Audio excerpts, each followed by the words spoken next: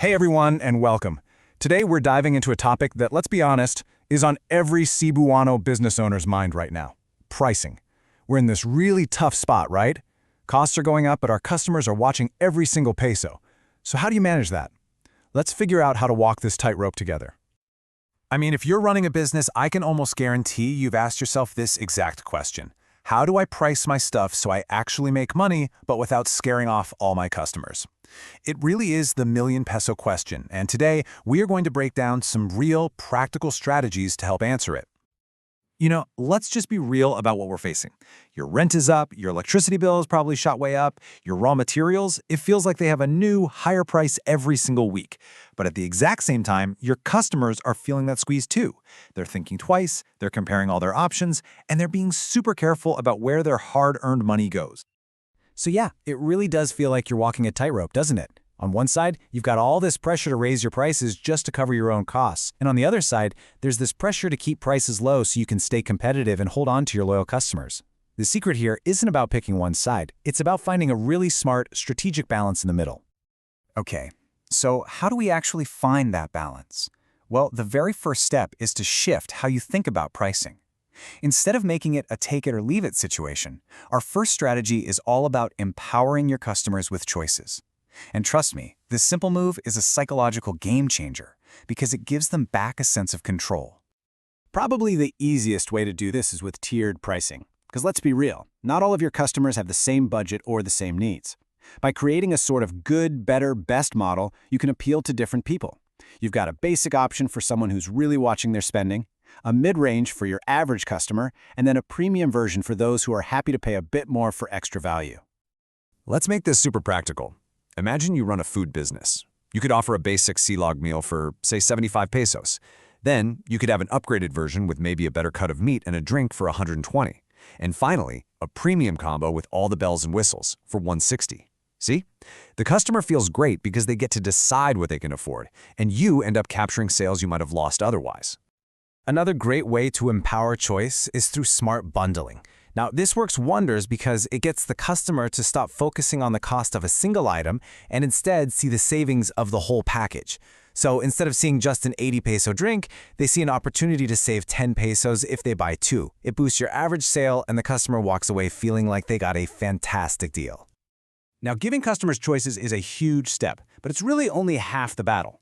Our second strategy is absolutely crucial because it gets to the why behind their choice.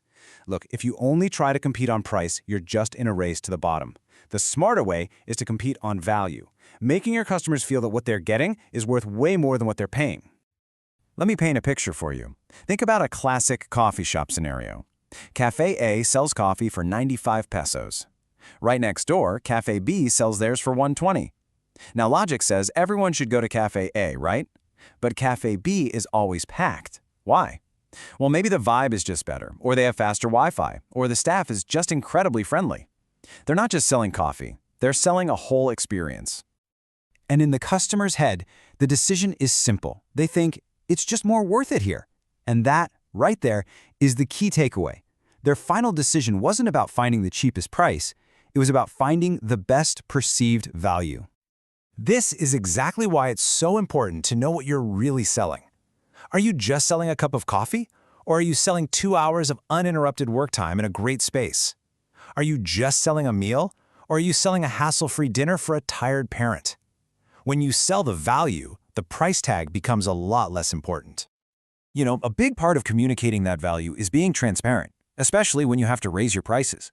It just means being honest with your customers about the reasons why. This isn't about making excuses. It's about showing them you respect the relationship you've built. Just think about it from their perspective. When a price suddenly jumps up with zero explanation, it's easy to assume the business is just being greedy. But a simple, honest note explaining that you had to adjust prices to maintain quality because, say, the price of flour doubled, that feels like care. It shows you value them enough to let them in on what's happening. Okay, so far, we've focused on strategies that your customers can see. But what if the best answer isn't about changing your price tag at all? For our final strategy, we're going to turn the lens inward. Because sometimes the absolute smartest way to deal with rising costs is to lower your own internal costs first. It's about protecting your profit margin from the inside out. So, what are these silent losses? Well, they're the hidden costs that come from being inefficient. The wasted ingredients, the messy inventory, the time spent on tasks that don't add value. Tackling these problems is literally like finding hidden money in your business, and it's a powerful way to stay profitable without shocking your customers with a price hike. So, where should you start looking? First, take a hard look at your operations for any waste. Are you prepping too much food that just gets thrown out? Next, tighten up your inventory management. Make sure you're not sitting on too much stock, or worse, running out of key items. And finally, don't be afraid to talk to your suppliers. A good long-term relationship might just get you a better deal. Every single peso you save here is one you don't have to ask from your customer.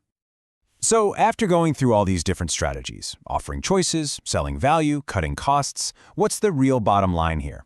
As we wrap this up, let's zoom out. Because at the end of the day, smart pricing isn't really about the numbers on a spreadsheet. It's about psychology. It's less about calculation and way more about understanding people. Think about it. Your price tag is a form of communication. It's telling a story about your brand, about your quality, and about the value you bring to the table. It's a constant conversation you're having with your customers about balance, about how they perceive your worth, and about the strength of the relationship you have with them. And if there is one single thing to remember from our entire conversation today, let it be this. This quote really says it all. People are willing to pay more if they truly feel they're getting their money's worth. The danger isn't being the most expensive option. The real danger is being expensive and not delivering on your promise of value. So I want to leave you with this one question to think about for your own business. Is your pricing just a random number, or is it a thoughtful part of the story you're telling your customers about who you are and what you stand for? If you can get that part right, you'll build a business that can weather any economic storm.